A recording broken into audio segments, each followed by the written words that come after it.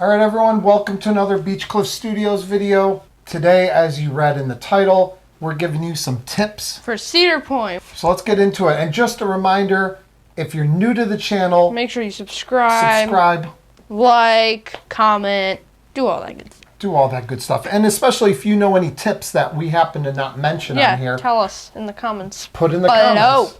Let us know some good tips so people watching the video can see in the comments and learn some even more tips. Let's start off.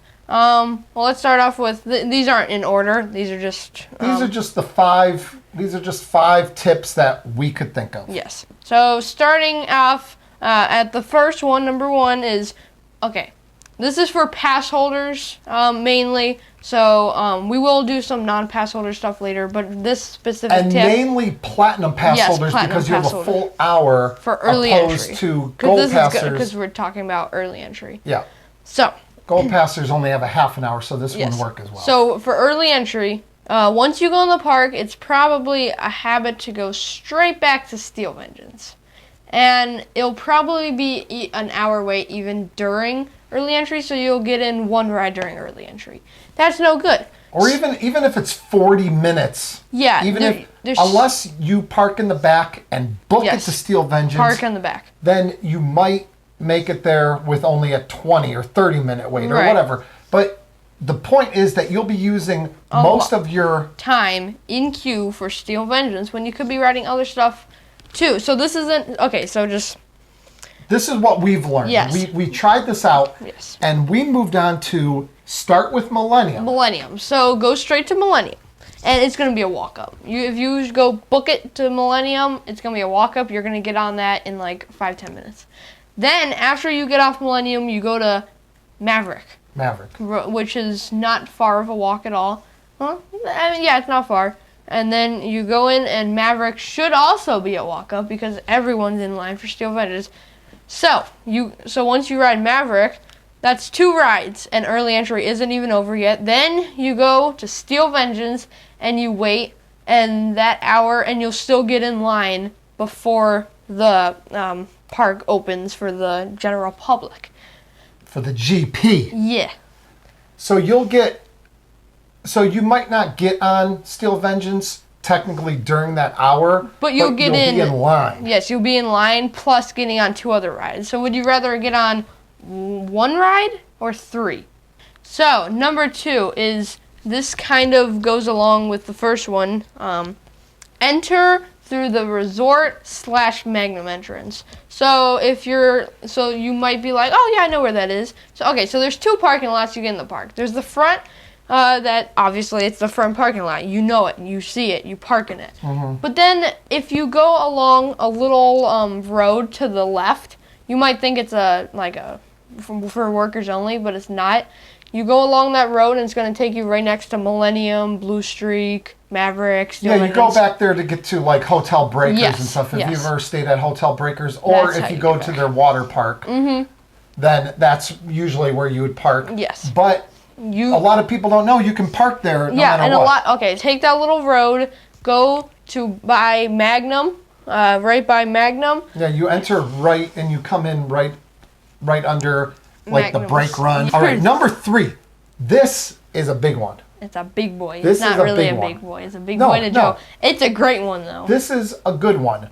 Okay. If you don't have kids that have gone back into Forbidden Frontier, because a lot of times it's the kids that want to go into Forbidden Frontier, and there's this huge play area where like these rope climbs where kids can climb up.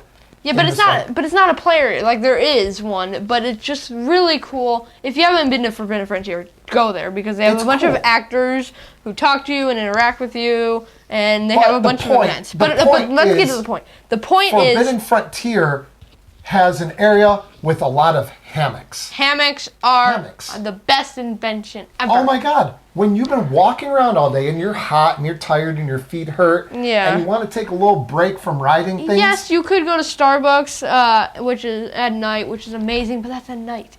If you want during the day and a nice relaxation, you can't lay down on the floor. So what you do, Forbidden Frontier, right by the play area, there's a bunch of hammocks laid around. Just relax right there, and it is amazing. Hammocks at Cedar Point. That's as good as it gets. When I found those, I was like laying there. I was like, I don't want to get up because this is too comfortable. Yes, it was amazing. Let's move on to number 4. All right. Wait until evening to ride all the rides in the front. So this includes Gatekeeper, Raptor, Valraven. Blue Streak never really gets a line, but mostly those 3 we're talking about. The big B&Ms. So Raptor and Gatekeeper especially. So everyone, when they get into, because like we said earlier, everyone likes to go to the front of the park first. That's where they park. So once you park in the front, everyone goes straight to all those front rides. And Raptor, in the morning and middle of the day, it is like 3-hour wait. So park in the back, like we said earlier, do all the back stuff, and then make your way to the front. And Raptor have a giant line, Gatekeeper giant line. Evening, once you go in the evening, once you get up there in the evening, like 5 o'clock. Because everyone already rode it. They worked front to back. Yes, and now they're making their way out, and they're just leaving. They're not looking at those rides. You worked back to front in the evening, and it's one of our lights just died. One of our lights just died. But it's gonna be just 5-minute wait at max. Anyways, number 5, don't leave when everyone else leaves because there's so many people at Cedar Point. Oh, there's the parking lot's huge. It's a huge park, lots of people in there, and only 2 roads: the Causeway and then Cedar Point Road with all the houses. Which is the good way. Cedar Point Road is where we There's only 2 ways to get off that peninsula.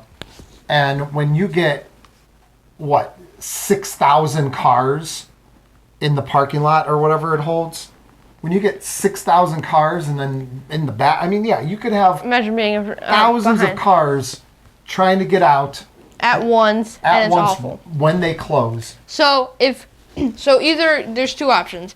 Go before it closes, like just before, or you can wait. It clears out. It clears out a lot. If you give, when we go to ERT nights, and we're there for about an hour or so after the park closes, we leave no problem. Everyone's cleared out. So wait for it to clear out or leave before the crowds, because you do not want to get stuck on the Causeway or Cedar Point Road. Because that would be terrible. Whenever there's thousands of cars trying to pull out of there and leave at the same time.